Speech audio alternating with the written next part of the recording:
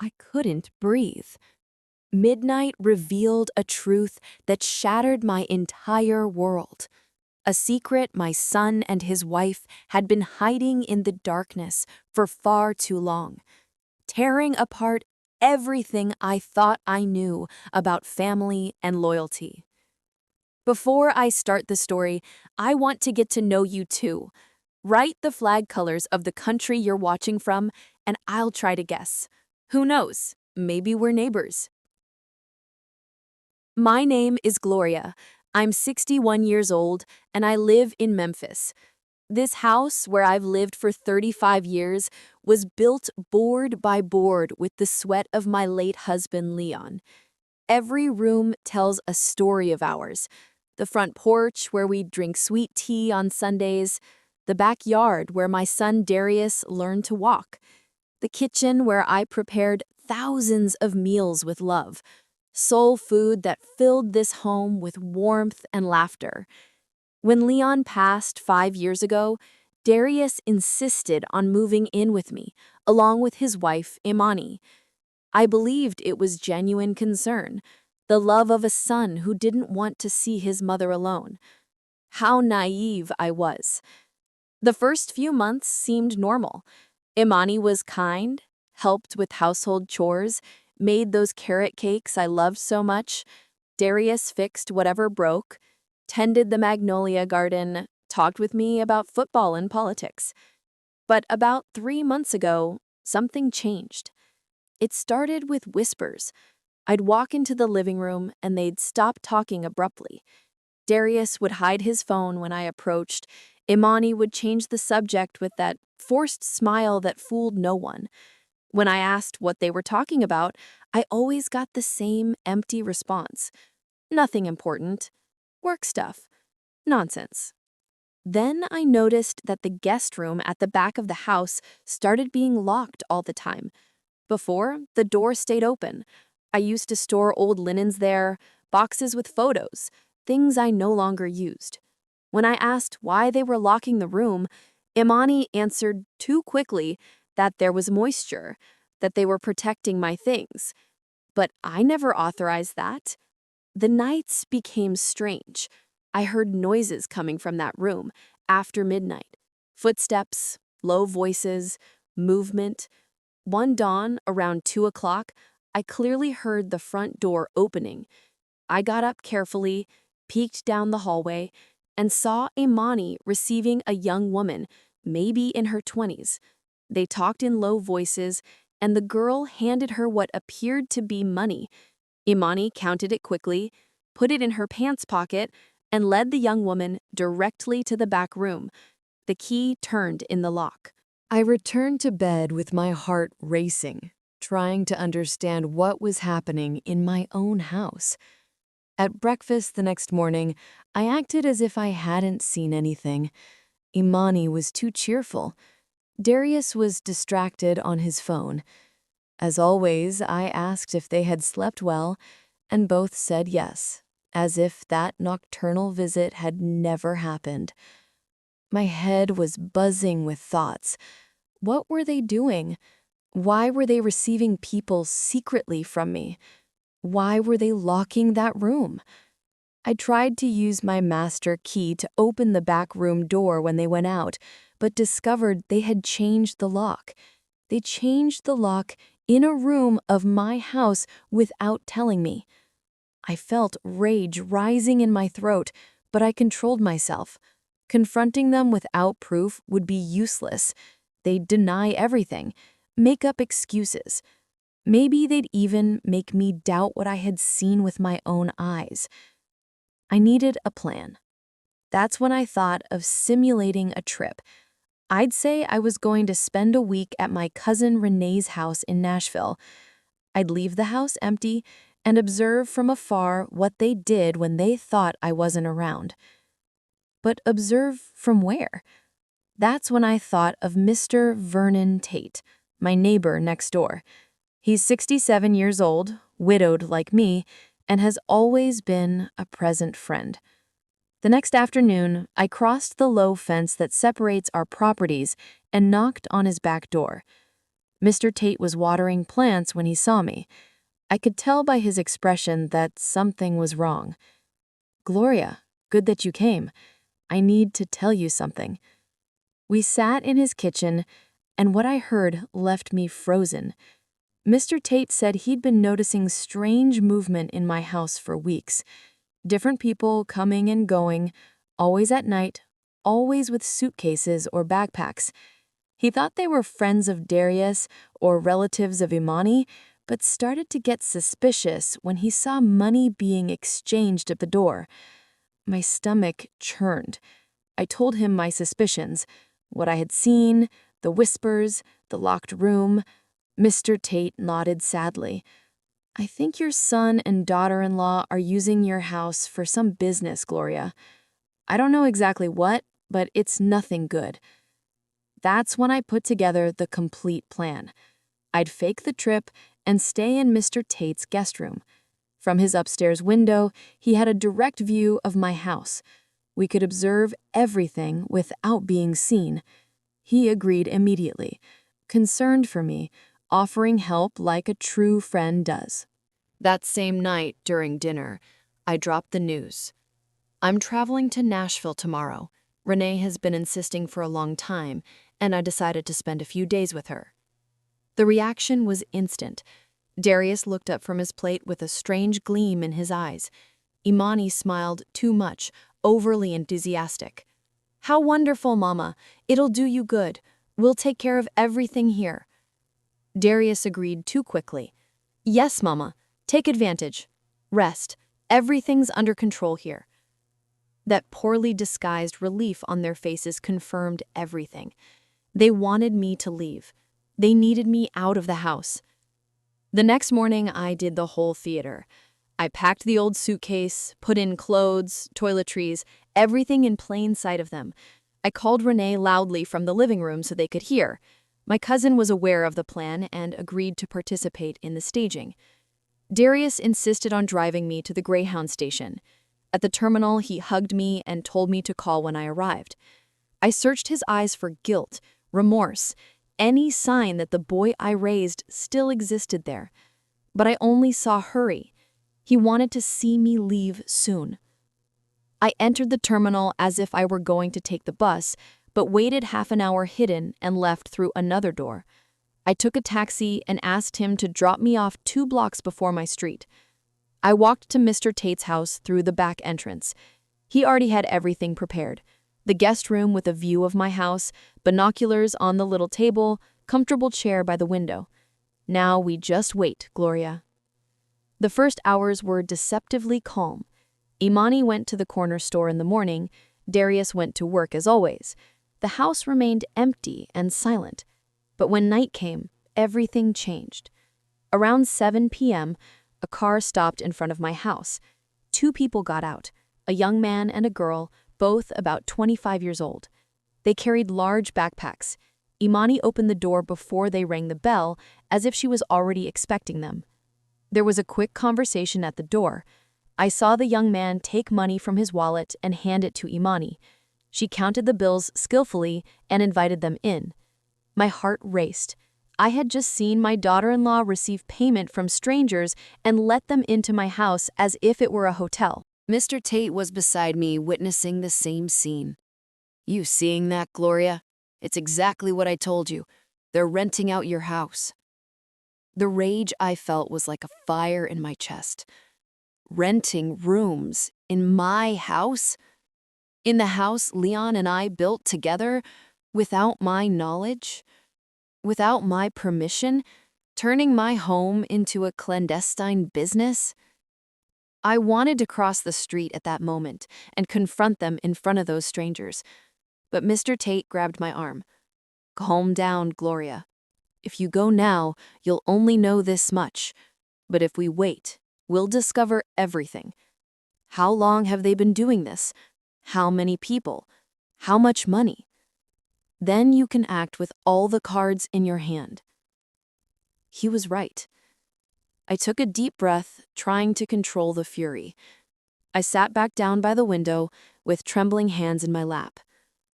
During the next hour, I saw lights turn on in several rooms of my house: the living room, the kitchen, and then that back room they kept locked.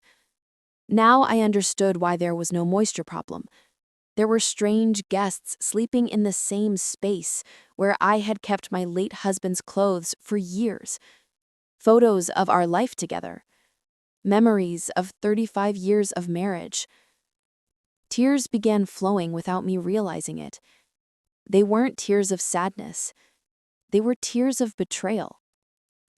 How could my own son do this to me? How could he look me in the eye every day knowing he was using me this way? Around 9 p.m., Darius arrived from work. He entered the house normally, as if it were just another day. Half an hour later, another couple appeared. Younger still. They seemed to be traveling. Imani repeated the ritual. Money in hand, professional smile, door opening. I mentally counted 4 strange people inside my house. 4 strangers occupying my space, using my water, my electricity, my gas. Mr. Tate made a quick calculation. If each one pays about $50 a night, they're making $200 just today. In a month, that's $6,000. $6,000 a month earned illegally using my property, without paying me a cent, without even having the dignity to ask if they could do this. The night progressed, and the lights in my house went out one by one. The guests settled in. Darius and Imani also went to sleep. Everything returned to silence, as if nothing wrong was happening. I stayed awake all night, unable to close my eyes, knowing there were strangers sleeping under my roof. At 6 a.m., the front door opened.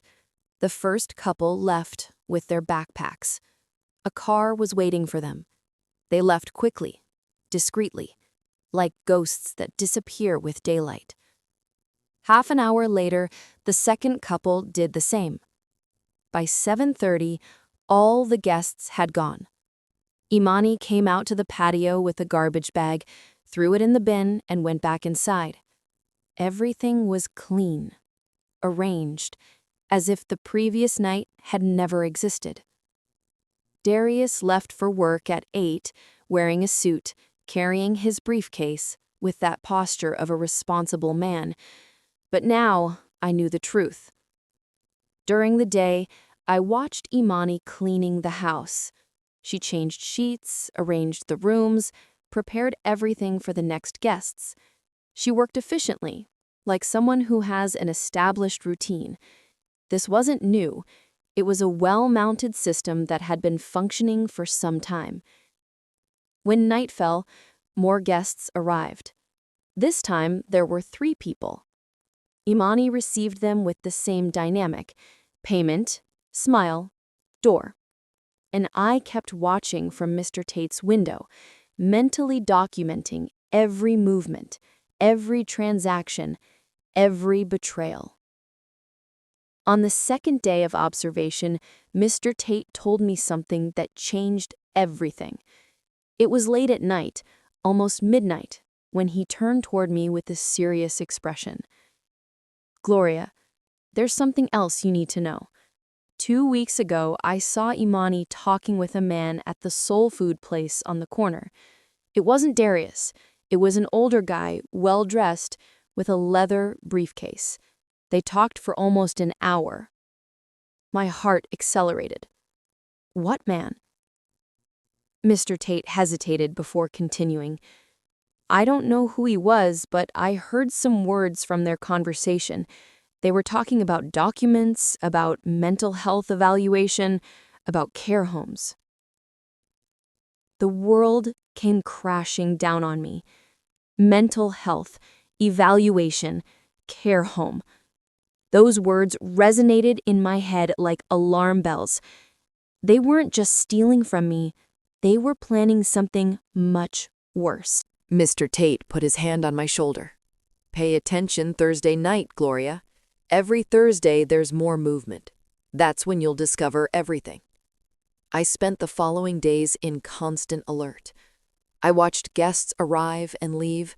Imani managed everything with precision. Darius helped less visibly, but was a complete accomplice.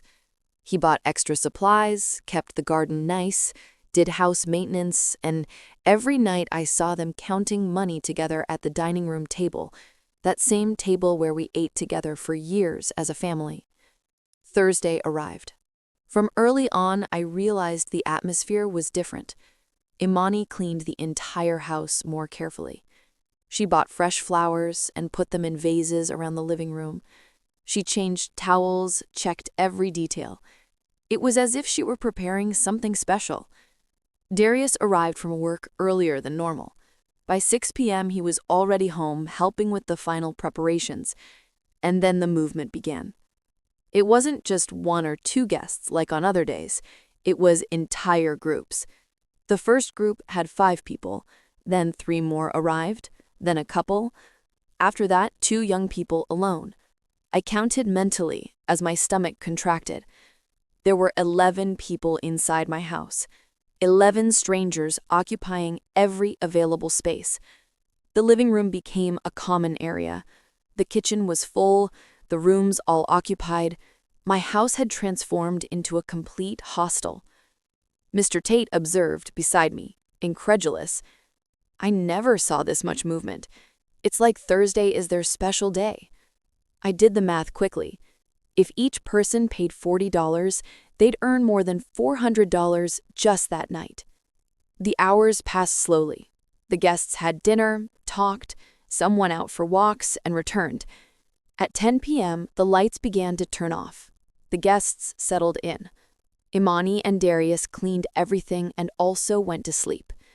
The house fell silent, but Mr. Tate had told me to wait, that at dawn on Thursday into Friday, I would discover everything. So I waited, with every muscle in my body tense. The clock on Mr. Tate's wall marked time with a tick-tock that seemed louder and louder in the night's silence. 11:30, 11:40, 11:50. My heart beat so hard I could feel the pulse vibrating in my neck. When the clock struck midnight, I held my breath. The side door of my house, the one that leads to the back patio, opened slowly. A silhouette came out. It was Imani, but she wasn't alone. Behind her came a man I had never seen before. Tall, about 50 years old, dressed in dark clothes. He carried a leather briefcase in his hand, the same briefcase Mr. Tate had described. My heart raced. What was happening? Why was Imani meeting with this man in the middle of the night? Why were they going out the back door like criminals? They walked toward the back of the patio, where Leon's old workshop stood. Imani took out a key, opened the rusty padlock, and both entered. A dim light turned on inside. Through the dirty little window of the workshop, I could only see shadows moving. They were talking, gesturing. Imani took something from her purse. Papers. They appeared to be documents. The man examined them with a small flashlight. Then he took other papers from his briefcase, a thick briefcase full of sheets. Imani took the documents and began reading page by page. She nodded several times. It seemed they were closing some kind of agreement. The meeting lasted almost half an hour. Finally, the man put everything back in his briefcase. Imani turned off the workshop light. They came out, but instead of returning to the house, they walked to the back gate. There's a small gate there that leads to the alley. Imani opened it. The man left through there and disappeared into the darkness. Imani closed the gate, put the padlock back, and returned to the house through the side door. Everything happened in less than 40 minutes. Silent, secret, invisible to anyone who wasn't watching carefully. I woke up Mr. Tate, who had dozed off on the sofa. I saw everything. Imani met with Anam in the workshop. They reviewed papers, documents. They're plotting something. Mr. Tate rubbed his eyes and looked at the clock. midnight. That man operates in the shadows, Gloria. This isn't just renting rooms. Something bigger is happening. I couldn't sleep the rest of the night. I stayed sitting by the window, watching my house as if it were enemy territory.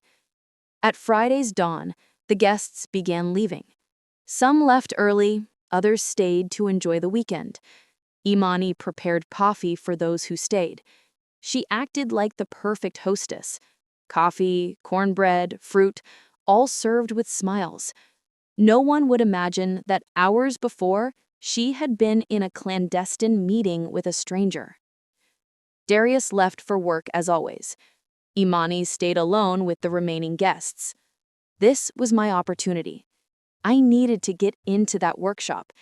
I needed to see if they had left something, some clue about what they were planning. I told Mr. Tate the plan. He tried to convince me not to go. Gloria, it's too risky. What if Imani sees you? But I was determined. I have the key to the back gate.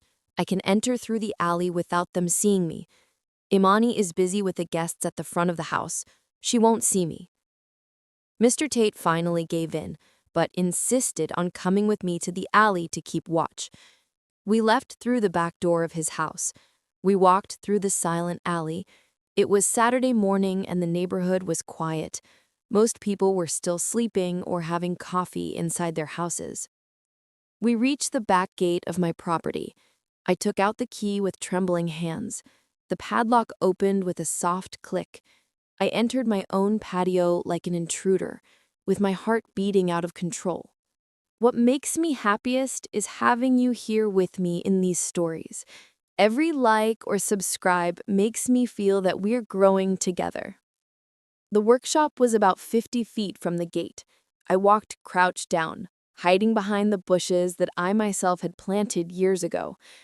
Every step seemed too loud, every breath too high. Finally, I reached the workshop. The door had a simple padlock, the same one Leon had used for decades. I looked for the correct key on the keychain. My fingers trembled so much that I tried 3 different keys before finding the right one. The padlock opened. I entered the workshop and closed the door behind me. Sunlight entered through the dusty little window, creating golden rays in the air. The place smelled of old wood and humid earth.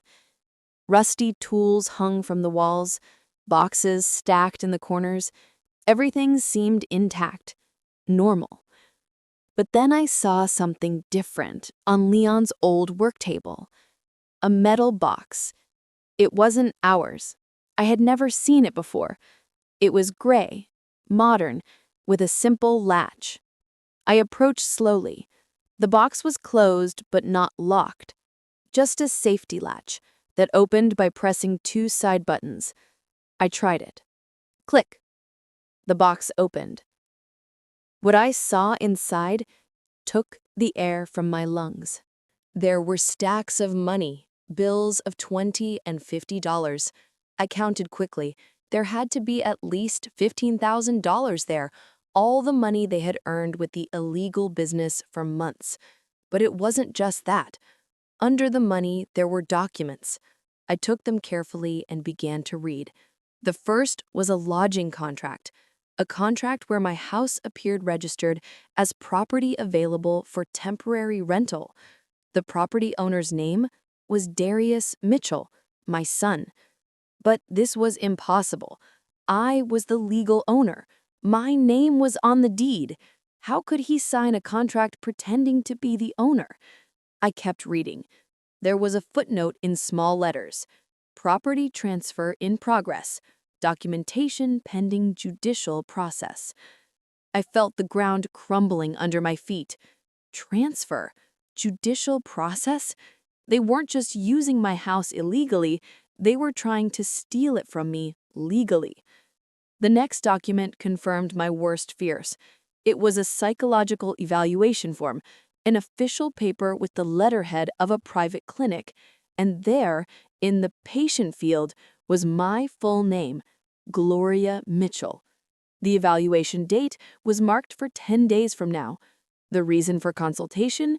Evaluation of mental capacity and autonomy for decisions due to family concern about progressive cognitive deterioration. Progressive cognitive deterioration. They were painting me as a senile old woman, as someone who could no longer take care of herself, as someone who needed to be protected from her own decisions. And it was all a lie. I was perfectly fine. My mind was lucid. My health was good for my 61 years. But they were going to invent a different story. With that doctor, with that false evaluation, with that process they were already preparing. There were more papers. One of them was a quote from a care home, Magnolia Care Home, specialized care for older adults. The price was $4,000 a month.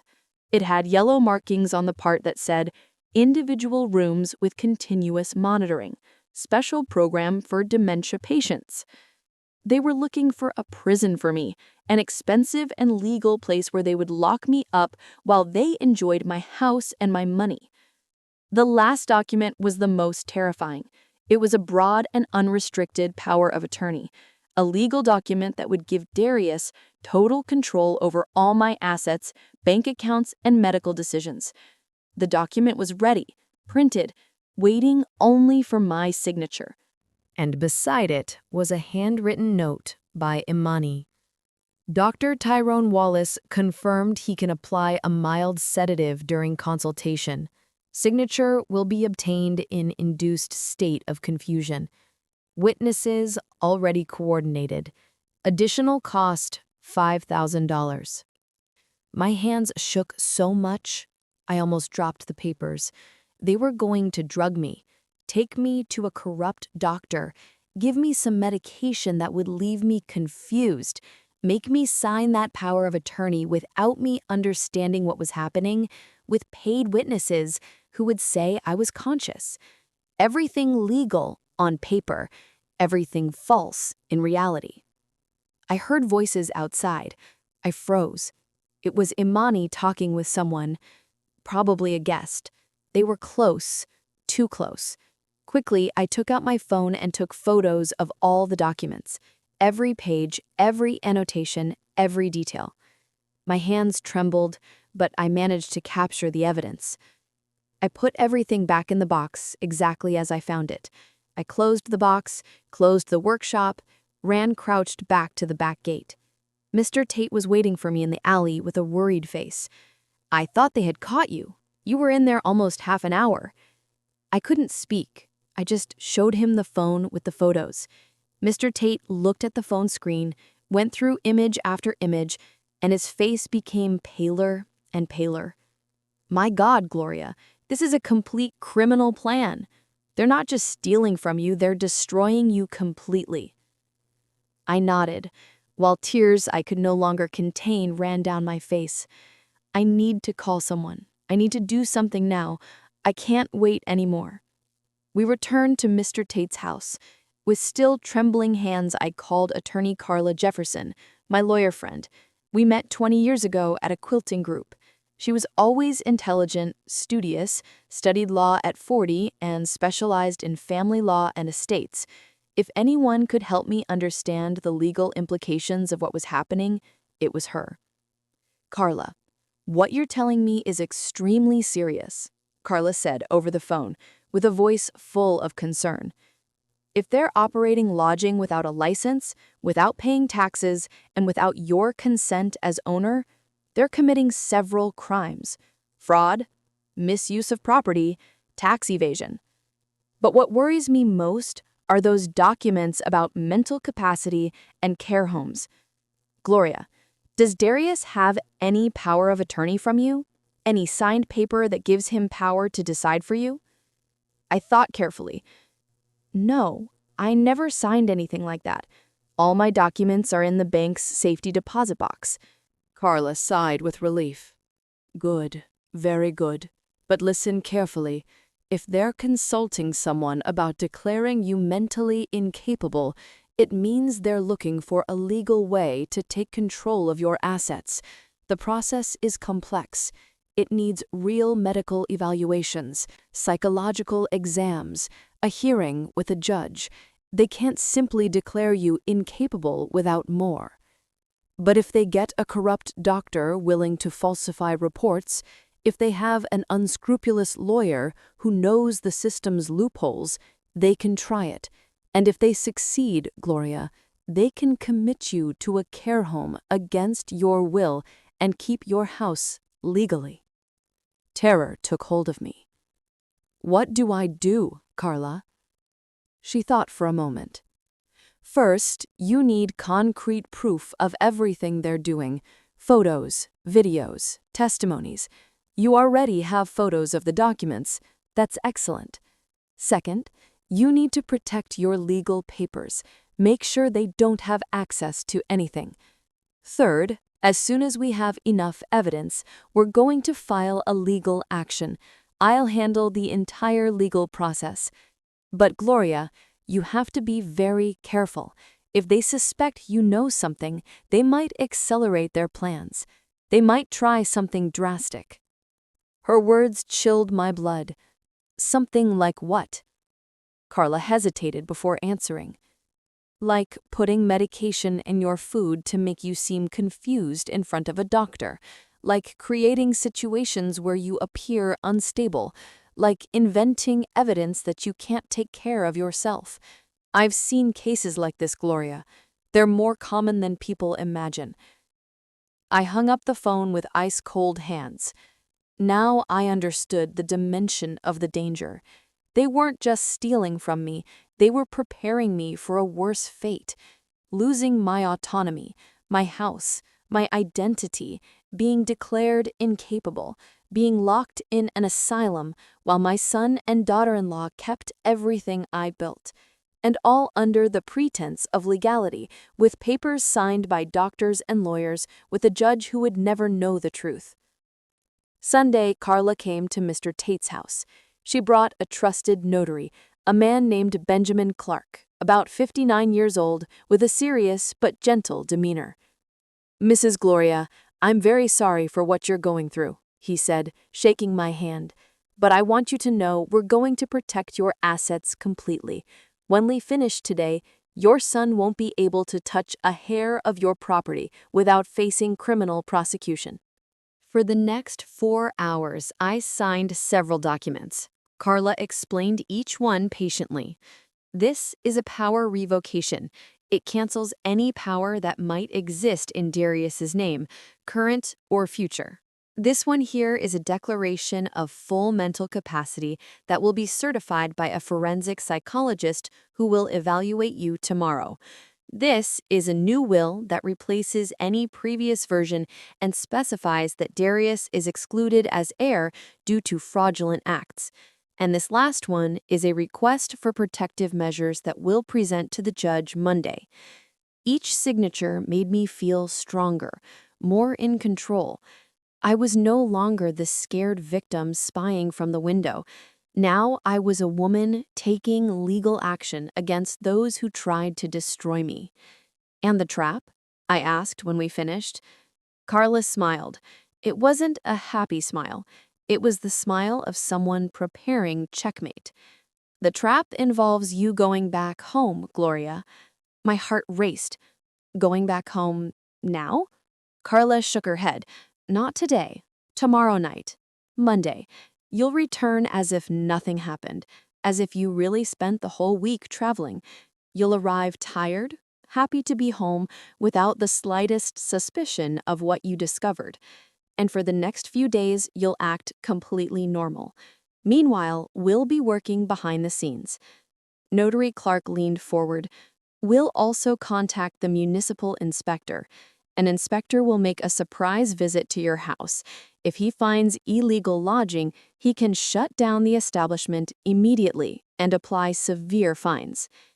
"But there's more," continued Carla. "I'm investigating that Dr. Tyrone Wallace mentioned in the notes. He has a problematic history. He's already been investigated twice by the medical board for unethical practices. With your complaint and the photographic evidence, we can open a formal investigation against him too. If they discover he was willing to drug patients to get fraudulent signatures, he loses his license and faces criminal charges. The magnitude of the plan began to take shape in my head. It wasn't just stopping Darius and Imani. It was dismantling the entire network they had built. The corrupt doctor, the false witnesses, the illegal lodging business, everything. How long will this take? I asked. Carla looked at Notary Clark before answering. The inspector can go this week, probably Thursday or Friday. The doctor investigation will take longer, but with your formal complaint Monday, the process begins immediately. And as for Darius and Imani, she made a dramatic pause. The final confrontation happens when they least expect it, when they think everything is going according to their plan. I spent the rest of Sunday at Mr. Tate's house, mentally rehearsing how I would act when I returned. I needed to be convincing. I couldn't show anger, suspicion, or fear. I had to be the trusting mother, returning happy from her cousin's house, the naive mother-in-law who knew nothing. It was ironic. They had been acting in front of me for months. Now it was my turn to act in front of them. Monday night, with a suitcase in hand and my heart racing, I walked toward my house. Mr. Tate drove me to the corner, but I walked the rest of the way to make it seem like I had arrived by taxi. I rang the doorbell. I heard hurried footsteps inside. The door opened. Darius was there with a surprised expression. "Mama, we weren't expecting you until tomorrow."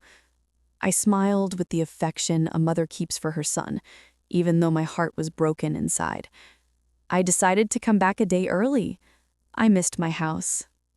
Imani appeared behind Darius. Her smile was perfect. Too perfect. "Welcome back, Mama. How was the trip?"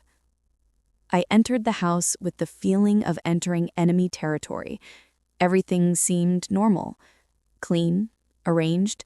No vestige of the guests who had occupied these spaces just 2 days before. Imani had done an impeccable job erasing the evidence.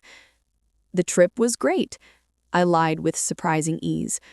Renee spoiled me a lot, but you know how it is, there's no place like our own home. They carried my suitcase to the bedroom, prepared sweet tea, sat with me in the living room asking questions about the invented trip. I answered with stories I had prepared. Restaurants my cousin and I supposedly visited, walks we took, conversations we had. Darius and Imani listened, nodded, smiled. But I saw something in their eyes. Relief. Relief that I had returned without suspicions. Relief because the secret remained intact. "The house looks very nice," I commented, looking around. "You took care of it perfectly." "Of course," said Imani too quickly. "We cleaned everything, watered the garden, everything like you asked." I sipped the sweet tea and added casually, "Even the smell is different. Seems like new cleaning products." I saw a brief flash of panic in Imani's eyes. "Oh yes, we did a deep cleaning. We wanted everything to be perfect for your return." Lie. She had cleaned to erase the traces of dozens of strangers who occupied my house. That night, I slept in my own bed for the first time in a week, but I couldn't really sleep. I stayed awake listening. Around 11, I heard muffled voices coming from Darius and Imani's room. They were talking in urgent whispers. I got up silently and walked barefoot to their door. I pressed my ear to the crack. "Do you think she suspects anything?" It was Darius's voice, tense. "No, she doesn't suspect anything," Imani responded confidently.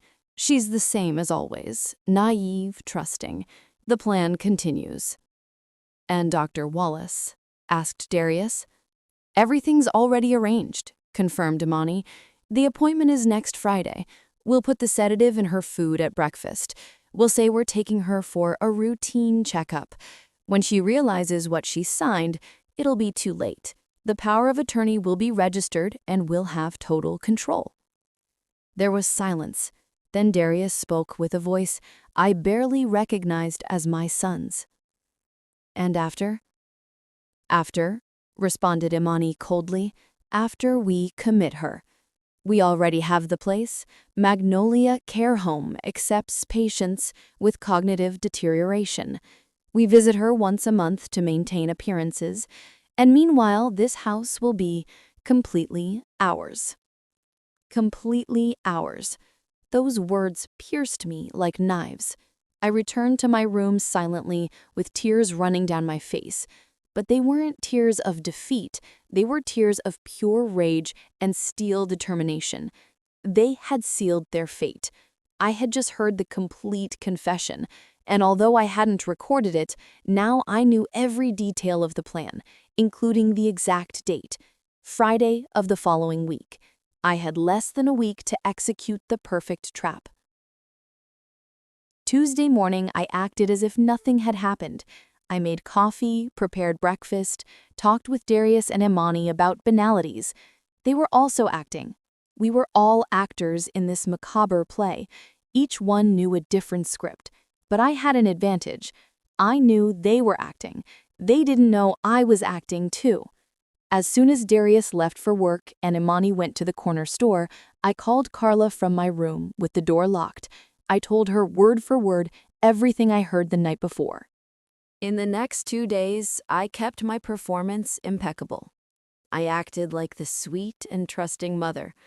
I asked Imani if she needed help with anything. I offered Darius his favorite cookies that I made especially for him. They seemed relaxed, convinced that the plan remained intact. Wednesday night, Imani even showed me a brochure. I found a health center that offers preventative exams for people your age, Mama. What do you think if I take you Friday? It's free for seniors. Free. Lie. They were going to pay $5,000 for that exam. I feigned genuine interest. A checkup? Well, that wouldn't be bad. It's been a while since I've been to the doctor. Imani smiled with relief. Excellent. I already scheduled for Friday at 10 a.m. I'll accompany you. I nodded sweetly while inside my blood was boiling. She was closing the trap without knowing I had already closed an even bigger one around her. Thursday afternoon, while Imani and Darius prepared the house for the night's guests, my phone vibrated. It was a message from Carla. Inspector confirmed for 9 p.m. Police will be ready nearby. Stay in your room when he arrives. We'll take care of everything. My heart began beating faster. Tonight their world would start crumbling. As expected, guests began arriving around 7 p.m. First, a young couple with large backpacks, then 3 young people who seemed to be traveling together. Next, a woman alone with a small suitcase. By 8:30, there were 8 strangers occupying my house. Imani played her role as exemplary hostess. Darius helped with suitcases, showed rooms, smiled professionally. I was in my room, supposedly reading, but actually I was waiting, watching the clock. Every minute seemed like an hour. 8:40, 8:50, 5 to 9. And then I heard the sound I was waiting for. The doorbell. Firm, authoritative. It wasn't the doorbell of an expected guest. It was the doorbell of someone with authority. I heard hurried footsteps, Darius's voice asking who it was, and then a strong male voice from outside. Municipal inspector, open the door, please. Silence. A heavy, dense silence. And then the sound of the door opening. Slowly. Inspector, is there a problem? It was Darius's voice, trying to sound calm but not succeeding. We received an anonymous complaint about illegal lodging at this address. I need to inspect the property. There must be a mistake. I heard Imani's voice, higher than normal. This is a private residence. We don't have any business. Then you won't mind if I verify, responded the inspector, with a professional but inflexible tone. I have an inspection order signed by the municipal judge. If you don't allow me to enter voluntarily, I'll return with police and a search warrant. There was another silence. Then Darius gave in. Of course, Inspector. Come in. I peeked through a crack in my door. I could see part of the living room. The inspector was a man about 44 years old, wearing an official city shirt with a clipboard in his hand. Behind him came another younger man, probably an assistant, with a camera. They began touring the house. The inspector asked questions. How many people live here permanently? Darius answered with a trembling voice. 3, my mother, my wife, and me. The inspector looked around the living room. There were the 8 guests, some sitting on the sofa, others standing, all with confused expressions. And these people are... Imani tried to improvise. They're visiting friends. The inspector walked up to one of the guests, a young man about 30 years old. Are you a friend of the family? The young man, honest, or maybe nervous, responded, No, sir. I reserved a room online. I paid $50 for the night. Darius's face turned pale. Imani tried to intervene. He's confused, Inspector. I don't know what he's talking about. But the inspector was already walking toward the rooms. He opened the door to what had been my guest room. Inside were the 3 young people with open backpacks, clothes on the bed, toiletries in the bathroom. And these gentlemen are also friends? Imani's silence was answer enough. The inspector took out a measuring device from his briefcase. He began counting the occupied rooms, photographing each one. Room 1, occupied by 2 non-residents. Room 2, occupied by 3 non-residents. Room 3, occupied by 1 non-resident. Shared bathrooms with signs of multiple use. Kitchen with utensils for more than 3 people. Extra towels stacked in the hallway. Each phrase was another nail in the coffin of their illegal business. Darius attempted a last defense. Inspector, this is a misunderstanding. Maybe occasionally we help acquaintances who need lodging, but it's not a business. The inspector interrupted him. You charge for this lodging? Darius hesitated. Well, sometimes we receive help with expenses. The inspector shook his head. This is called a business, lodging business.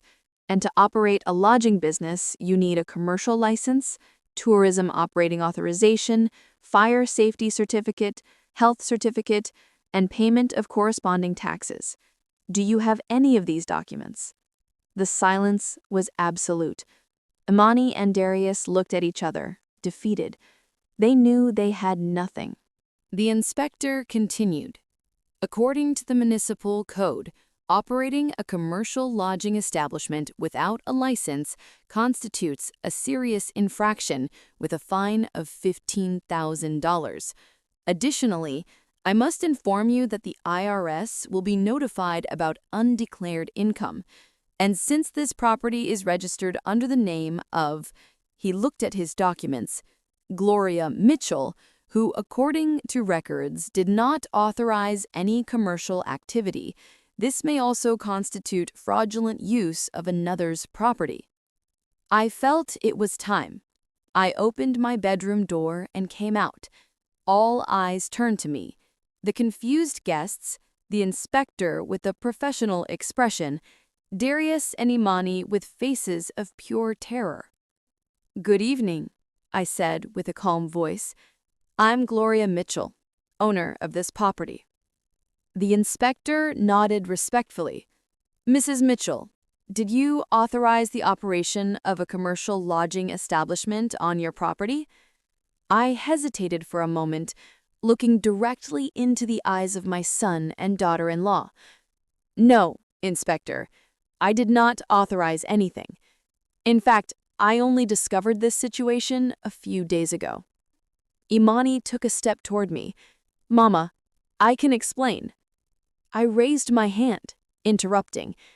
I don't want explanations, Imani. Not now. I turned to the inspector. What happens now? He closed his clipboard. Current guests will have to vacate the property immediately. We'll give them 30 minutes to collect their belongings. Your son and daughter-in-law will receive official notification of the fine and will have to appear before the municipal judge next week. I also contacted the police. There are 2 officers outside in case reinforcement is needed for the eviction. The next 30 minutes were chaotic. Guests collected their belongings hurriedly, some demanding refunds from Imani. She had kept the money in her purse and had to return it under the inspector's watchful eye. Darius remained paralyzed, unable to speak, watching his illegal business crumble in minutes. When the last guest left, the inspector handed me a copy of the official report. "Mrs. Mitchell, I recommend you consult a lawyer. You have the right to sue for damages." "I already have a lawyer, Inspector. Thank you for your work tonight." When the inspector and assistant left, the house fell into sepulchral silence. The 3 of us remained in the living room.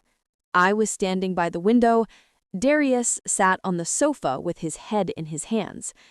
Imani near the door with crossed arms and the expression of a cornered animal. She was the first to speak. Her voice was no longer sweet or calculating. It was desperate. "Mama, I know this looks bad, but we had our reasons. The house bills are high. We have debts." I turned toward her slowly. "Reasons? Debts. And that justified turning my house into an illegal business without my consent?" Imani took a step in my direction. "We were going to tell you eventually. We just wanted to save money first, to have something before—" "Before what?" I interrupted with a cutting voice. "Before drugging me and making me sign a fraudulent power of attorney?" The silence that followed was deafening. Imani went pale. Darius lifted his head abruptly, with eyes wide from shock. "How—" Darius began to say, but his voice failed. "How do I know?" I completed the question for him. "Because I was never traveling, Darius. I was here, watching, discovering every detail of your vile and calculated plan." I walked to the center of the living room, looking at both of them with an intensity that made them step back. "I know about the illegal lodging scheme. I know about the money hidden in the workshop. I know about Dr. Wallace. I know about the Friday appointment where you planned to sedate me. I know about the power of attorney you wanted to make me sign. And I know about Magnolia Care Home, where you planned to commit me." Imani shook her head frantically. No, that's not what you think. Yes, we talked to the doctor, but it was just as a precaution, because we were worried about your health." "Stop lying," I shouted, and my voice echoed through the walls of my own house. "I found the documents, Imani. I saw with my own eyes. I read the notes written in your own handwriting. Mild sedative during consultation. Signature will be obtained in induced state of confusion." Those were your exact words. Imani's face lost all color. Her lips trembled, but no sound came out. I turned to my son. "And you, Darius, you whom I raised, whom I loved, to whom I gave everything your father and I could give. How could you?" Darius had tears running down his face. "Mama, the financial situation was desperate. We had $40,000 in debts. The bank was going to take our old apartment. Imani said if we got money quickly. And her solution was to betray me. The solution was to steal my house, my freedom, my dignity. It wasn't theft. This house is enormous. You live here alone. We were just taking advantage of available space. And as for the power of attorney, it was to protect you. You're aging. You need someone to make decisions for you. I'm 61 years old, not 80, not 90, 61. My mind is perfectly lucid. My health is good. I don't need anyone to make decisions for me. What you were planning wasn't protection. It was legalized kidnapping." Darius stood up, swaying. "Mama, please, we can solve this. We'll return all the money. We can leave the house if you want. But please don't report us. If you go to the police, we could go to jail. I looked into his eyes, those eyes that once looked at me with pure childhood love, and I felt my heart break into pieces. And what did you want me to do, Darius? Let me drug me? Let me lock me in an asylum while you enjoyed my property? It wasn't going to go that far, Darius murmured. Imani was just exploring options, but I would never have. I heard your conversation last night. I heard you planning exactly that. I heard you saying you'd visit me once a month to maintain appearances. I heard you turn me into a formality, an obstacle that needed to be managed. Darius collapsed on the sofa, sobbing. Imani remained petrified, her mask of perfect daughter-in-law finally destroyed.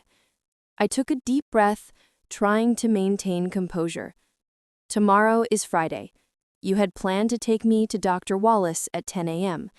Obviously, that's not going to happen.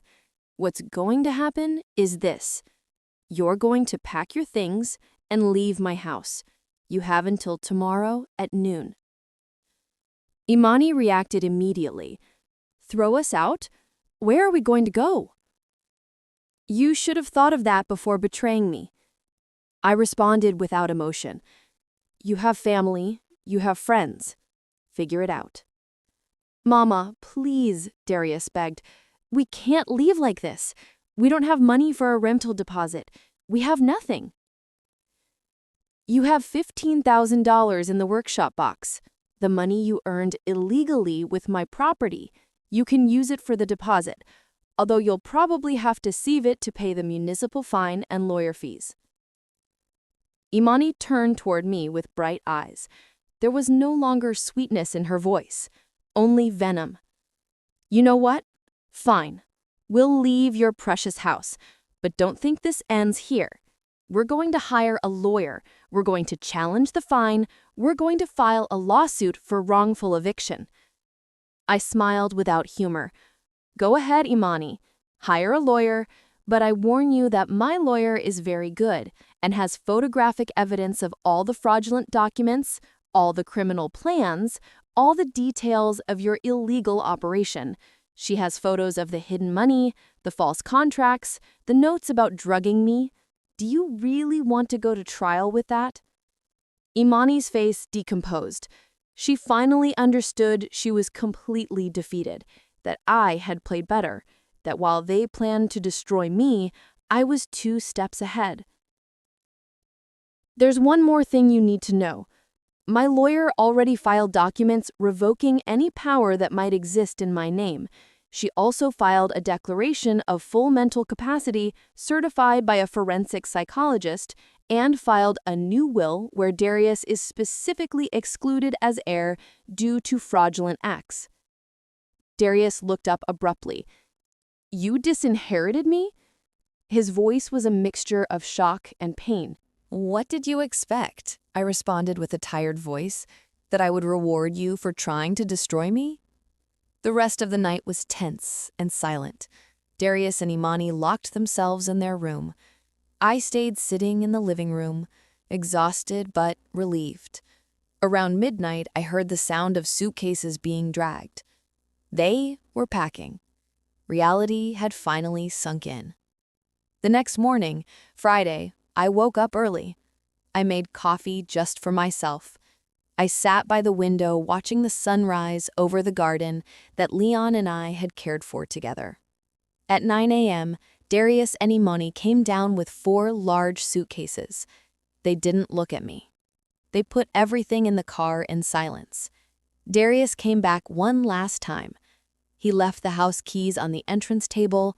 For a moment, I thought he was going to say something, maybe an apology, maybe a last plea.